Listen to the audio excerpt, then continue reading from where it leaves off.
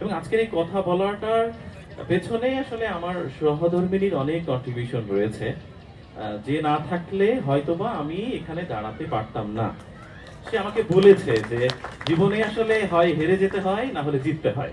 এই মাঝামাঝি থাকার না কোনো সুযোগ নেই। এবং আমি তখন অনেকভাবে ক্ষেপে যেতাম যে আমার কেন যেন ওই একটা ঝুঁকি নিতে সবসময় আমার ভয় করতো। তো ও সবসময় বলতো যে আমি একটা ক্যান্সার আক্রান্ত রোগী হয়ে যদি আমি এই রিস্কটা নিতে পারি তাহলে তুমি কেন পারবে না। তো এই যে সবসময় সময়টা করে দেয়া, দেখুন আসলে আপনার দরজার ওপাশের মানুষটা যদি আপনার পেশাটাকে রেসপেক্ট না করে, যদি আপনার পেশাটাকে সে প্রাধান্য না দেয়, আপনার ছুটে চলাটাকে যদি সে এনজয় না করে, তাহলে না আমার মনে হয় না কখনো সম্ভব কিছু করা। আমি সবসময় বলি যে ভালো এমপ্লয়ি কখনো ভালো হাজবেন্ড হয় না, ভালো হাজবেন্ড কখনো ভালো এমপ্লয়ি হয় না।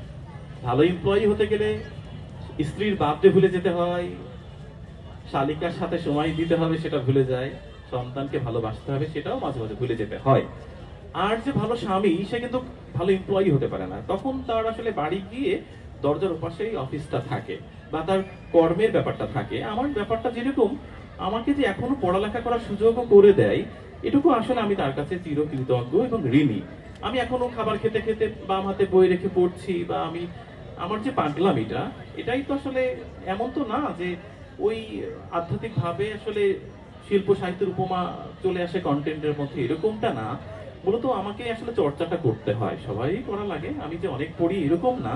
কিন্তু ওই যে ওই সুযোগটা করে দেয়া, বা হচ্ছে ঈদের আগে শপিং না করেও একটু নতুন নতুন বই কিনে আনা, এই ধৈর্যটা ওর ছিল, স্ত্রী হিসাবে গ্রহণ করেছে বলেই সম্ভব হয়েছে। আসলে আমি তার কাছে মানে তার কাছে আমি অনেক ঋণী, এই ঋণ পরিশোধযোগ্য একেবারেই না।